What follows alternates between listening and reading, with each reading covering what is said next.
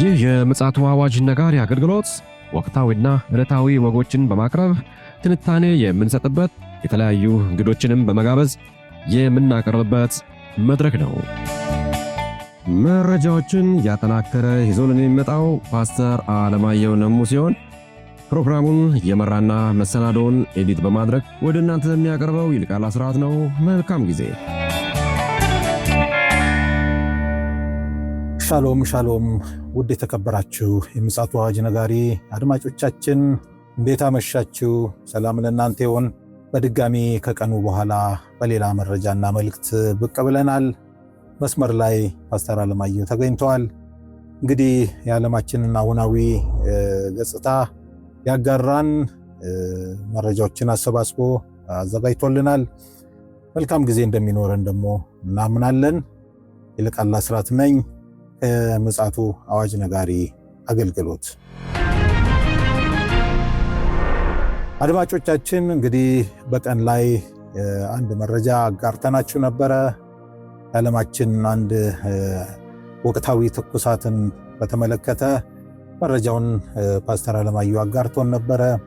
ምናልባት ያመለጠን ወገኖች ካለን ቻናላችን ላይ ገባ በማለት መረጃውን ማድመጥ ትችላላችሁ። ሰብስክራይብ ያላረጋችሁ ወገኖች ደግሞ ሰብስክራይብ አድርጉ። ለሌሎችም ወገኖች በጣም ወሳኝ መልእክቶች እየተላለፉ ስለሆነ ለነዚህ ወገኖች እንድታጋሩ በጌታ ፍቅር እንጠይቃለን። እንግዲህ መስመር ላይ ፓስተር አለ ይዞልን የመጣውን መረጃ ሊያጋራን እየተጠባበቀ ይገኛል።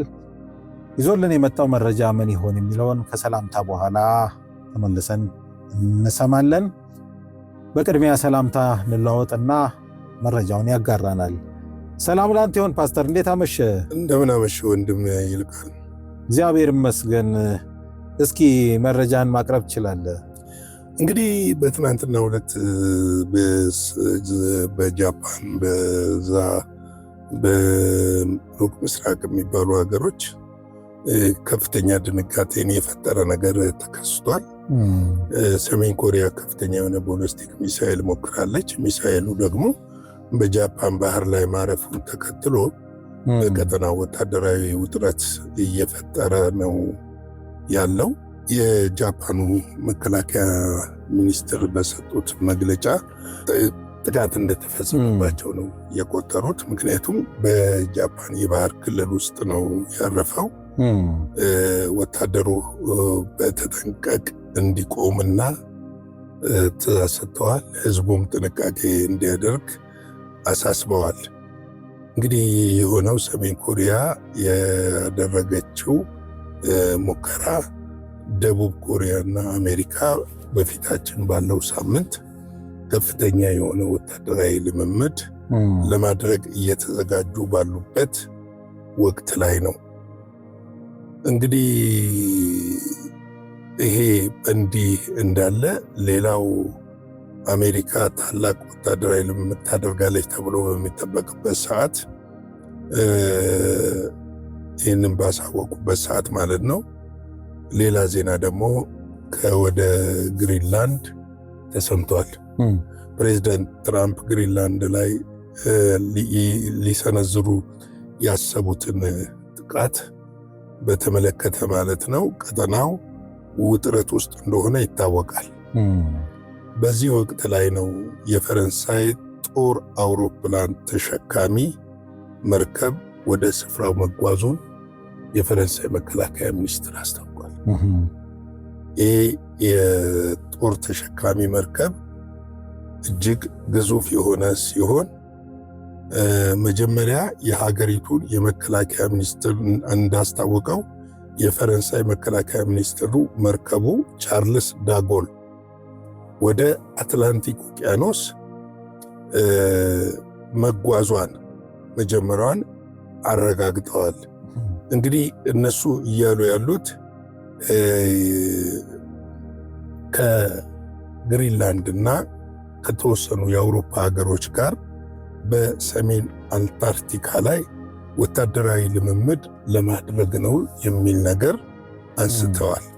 ነገር ግን ከሌሎች የሚሰማው ምንጭ ግን ውስጡን እየተካረረ የመጣው የአሜሪካና የአውሮፓውያን በግሪንላንድ ላይ ያለው የባለቤትነት ስሜት ዶናልድ ትራምፕ ወታደሮቻቸው በበረዶ ላይ ከፍተኛ የሆነ ወታደራዊ ልምምድ እያደረጉና ወደ ግሪንላንድ ዘልቀው ለመግባትና እርምጃ ለመውሰድ መዘጋጀታቸውን ስለታወቀ ነው የሚሉም አሉ።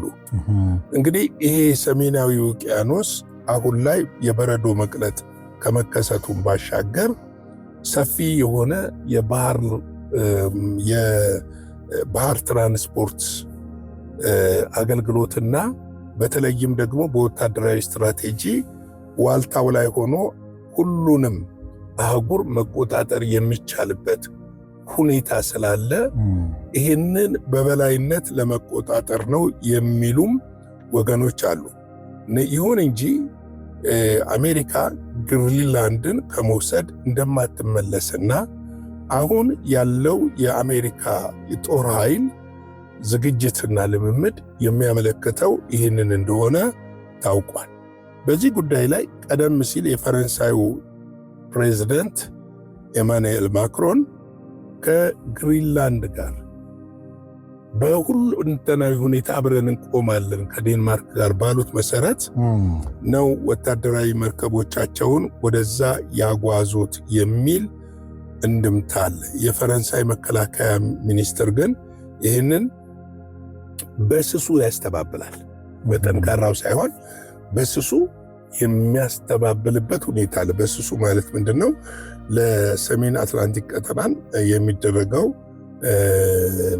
ውጥረት ለማርገብ ወታደራዊ ልምምድ ለማድረግ ነው እኛ እየተጓዝን ያለነው እንጂ እዛ አካባቢ ከአሜሪካ ጋር ለመዋጋት እንዳልሆነ ብለው ያስባሉ። በሌላ ስጋትንም ያንጸባርቃል። አዎ አሁን ይህ ብቻ አይደለም እኮ የተለያዩ የአውሮፓ ሀገሮች ወታደሮቻቸውን እያስገቡ ነው በሚስጥራዊ ሁኔታ።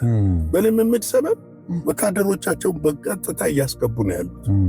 እንግዲህ ዶናልድ ትራምፕ ዳቦስ ላይ ታስታውስ ከሆነ የተናገሩት ነገር ምንድነው? ግሪንላንድን ስጡኝ፣ በጦርነት አልፈልግም፣ ድርድር እናድርገው፣ ማዕቀብ የሚባለውንም በአውሮፓ ላይ ሊጭኑ ያሉትን አንስቻለሁ የሚል ነገር አለ።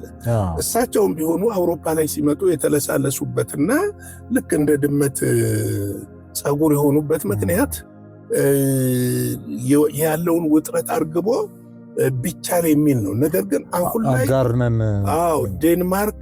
ላይ ዴንማርክና ግሪንላንድ ግን በቀጥታ ፌስ ቱ ፌስ በሽያጭም ይሁን በምንም መልክ ግሪንላንድ የእናንተ ልትሆን አትችልም ብለው እንቅጩን ተናግረዋል።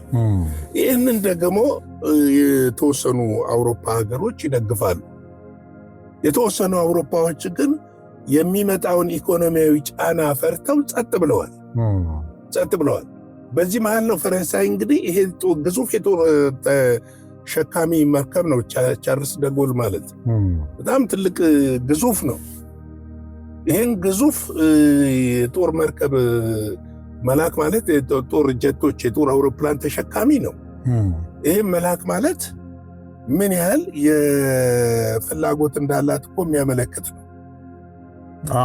ከቅርብ ጊዜ ወዲህ ፈረንሳይ ከአሜሪካ ትንሽ የመነጠል ነገር ነው እየታየባት ያለው በፖለቲካው። ከአሜሪካን ብቻ ሳይሆን ከአውሮፓም አሁን ላይ ለምሳሌ ቀን ላይ በዘገብነው ዘገባም ቢሆን በኢራን ላይ የሚወሰደውን ማንኛውም ነገር ማደገፍ ነች። በዲፕሎማሲ መልኩ እንዲያልቅ የምትፈልግ ነች። የፈረንሳይ እኮ ይህንን የመሆን ጉዳይ ምንም ጥርጥር የለውም። በዩክሬን አቅጣጫ ላይ ግን በቁጥር አንድ አሰላለፍ ላይ እንዲሁም ከአሜሪካን በላይ የምታስጮኸው እሷ ነበረች። አዎ አሁን እንግዲህ ምን መሰለህ፣ የዓለም ፖለቲካ ተገማች አይደለም የሚባለው ለዚህ ነው። ትናንትና ትደግፋለህ፣ ዛሬ ትቃወማለህ። ትናንትና አብረህ ትሆናለህ፣ ዛሬ ደግሞ ጠላት ትሆናለህ። ለምሳሌ ኢራን እንድትመታ ከፍተኛ ፍላጎት የነበራቸው ቱርክና የኢራን መውደቅ ቱርክና ሳውዲ አረቢያ ነበሩ። ግብፅም ግን እነዚህ ሀገሮች ደግሞ አሁን ዞረው ተገልብጠው መመታት የለባትም መነካት የለባትም የሚሉ ሀገሮች ወደዋል ወደሚል ተሸጋግረው እነዚህ ከአሜሪካ ጎን የነበሩ የጦር ቤዛ ያለባቸው የአየር ክልላቸውንም የሚፈቅዱ ነበሩ። አሁን ግን የአየር ክልላችን ሁሉ አንፈቅድም የሚሉ ምክንያቱም እስራኤል እዛ አካባቢ ገናና ልትሆን ትችላለች ነው። አዎ ይሄ ሁሉ ያነሳውን ምንድን ነው የዓለም ፖለቲካ ተገማች ነው ብለህ የምታስበው ነገር አይደለም። እንግዲህ ዴንማርክ ግዛቴን አሳልፌ አልሰጥም ማለቷና በዚህ ነገር እየጠነከረች መሄዷ የፈረንሳይ መከላከያን ድጋፍ ማግኘቷ እንዲሁም የተለያዩ የአውሮፓ ሀገሮች ወታደሮቻቸውን ወደ ዴንማርክ በመላክ በልምምድ ሰበብ ስትራቴጂካዊ የሆነውን የወታደራዊ ስልት እገዛ ለማድረግ መነሳታቸው የዴንማርክን ሙሉ ለሙሉ የሚያጠናክር ነው። ነገር ግን ከአውሮፓ ጋር የሚኖረው ነገር በጣም በጣም ከባድ ሊሆን ይችላል የሚል ነገሮች እየተነሱ ነው ያሉት። ሌላው እንግዲህ ወደ መጨረሻው ልምጣልህና የእስራኤሉ ጠቅላይ ሚኒስትር ኔታንያሁ በትናንትናው ለጋዜጠኞች የሰጡት መግለጫ እጅግ አስደንጋጭ የሆነ መግለጫ ነው ያለው። አሜሪካ ምናልባት ተለሳል ሳይሆን አላቅም የአስደንጋጭ መግለጫ አሜሪካ ኢራንን የማታጠቃ ከሆነ እኛ ግን ኢራንን ከማጥቃት ወደኋላ የማንመለስ መሆኑን እንድታውቁልን እንፈልጋለን የሚል ነገር አንስተዋል። ለዚህም በቂ ዝግጅት አድርገናል። አሁን የምንጠብቀው የአሜሪካንን ውሳኔ ነው። አሜሪካ የምታቆም ከሆነ እኛ እርምጃውን እንወስዳለን እናደርጋለን። ከኢራንም ዘንድ ደግሞ የሚሰጠውን መግለጫ ራሱ በቃ በጣም አስፈሪ ነው። ኢራን አሁን ምንድነው መሰለ ቴልአቪቭ ሙሉ ለሙሉ ማውደም ትፈልጋለች እና ሚሳኤሉን አዘንበዋለሁ ነው ያለው። እንግዲህ ይሄ ነገር እየተካረረ እየተካረረ ይመጣል። እንግዲህ ቀጠናው ምናልባት ወደፊት ዋስትና የሌለው ቀጠና ነው የሚሆነው። ምንም አይነት ዋስትና የሌለው ቀጠና ነው።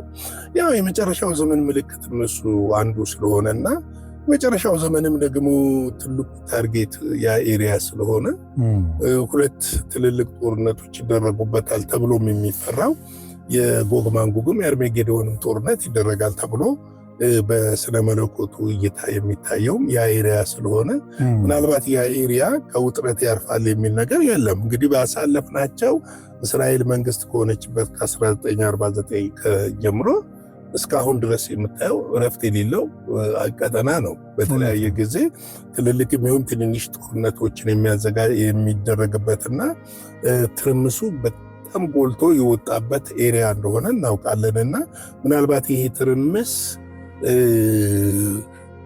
አውሬውን ለመውለድ የሚደረገው ይሄ ማዋለድ በኤአይ ቴክኖሎጂ የሚደረገው፣ በኢኮኖሚ የሚደረገው፣ በፖለቲካዊ የሚደረገው አሁን ዳቦስ ላይ ተወስኖ የተወጣው ነገር ያሉ ዝግጅቶችን ሁሉ ቀመሩ እዛ ጋር ነው የሚፈጸመው። እዛ ጋር ስለሚፈጸም ያ ሁኔታ እንግዲህ ምናልባት ባንዴ ስሙዝ ሆኖ ይሄዳል ማለት አይደለም።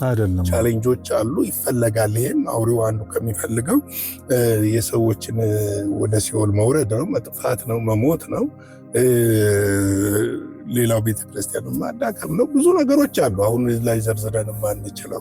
እንግዲህ ለዛሬ ምሽት ያለኝ ይህንን ይመስላል። ቅዱሳን ወንድሞቼ፣ እህቶቼ፣ ወገኖቼ ራሳቸው መጠበቅ፣ ራሳቸው ማዘጋጀት፣ ለእግዚአብሔር ስራ ራሳቸው መስጠት፣ እግዚአብሔርን ለማገልገል መትጋት፣ መጸለይ፣ ቤተክርስቲያን ነቅታ የመጨረሻው ዘመን እንደሆነ ገብቷት ለወንጌል አገልግሎት ሙሉ ለሙሉ ራሷን መስጠት ካለባት ሴጣን እንዳትሰራ ከሚያደርጋት ከሚያሳያት ከሚጠላልፋት ነገር ከተተበተበችበት በጣጥሳ ወጥታ የወንጌልን ብርሃን ለምድር ሁሉ ማብራት አለባት ብዬ እላለሁ። ለዛሬ ምሽት ያለኝ ይሄ ነው። የጌታ ሰላም ጸጋ ከእናንተ ጋር ይሁን። ላይክ፣ ሼር፣ ሰብስክራይብ ማድረግ አይረሳ። ተባረኩልኝ። እግዚአብሔር አብዝቶ ይባርክ ፓስተር። በጣም ትልቅ ነጥብ ነው ያጋራህን። በተለይ መጨረሻ ላይ እንግዲህ እኛ ይህን ሁሉ መረጃ ስናቀርብ ዝም ብለን ባዶ መረጃ ለማቅረብ ሳይሆን ማጠንጠኛው የጌታ ኢየሱስ ክርስቶስ ዳግም መምጣት፣ የወንጌል ስርጭት በዓለም ዙሪያ መሰራጨቱ ትልቁ ነጥብ እሱ ስለሆነ የቤተ ክርስቲያንም ደግሞ ተልእኮ ይሄ ነው። ዋነኛ ግቧም መነሻውም ፍጻሜዋም በወንጌል ዓለምን መድረስ ነው። ስለዚህ ይህንን ምክንያት በማድረግ እንግዲህ ሁላችንም ይህንን ተልእኮ ለማስፈጸም እግዚአብሔርን ይረዳን እንመኛለን። እንግዲህ ውድ አድማጮቻችን የዛሬውን የሐሙስ የቀንና የምሽት መረጃችንን ወደ እናንተ አጋርተናል። በነገው ዕለት እንግዲህ የዓርብን መረጃና መልእክት ደግሞ ይዘንላችሁ እንመጣለን። እስከዚያው ድረስ የእግዚአብሔር ምሕረት ቸርነት ከእያንዳንዳችን ጋር ይሁን። ሻሎም። ለዛሬ ይዘን የመጣነው ወቅታዊ መረጃ ይህንን ይመስል ነበረ። በሌላ ጊዜ በሌላ መሰናዶ እስከምንገናኝ ሰላም ለእናንተ ይሁን።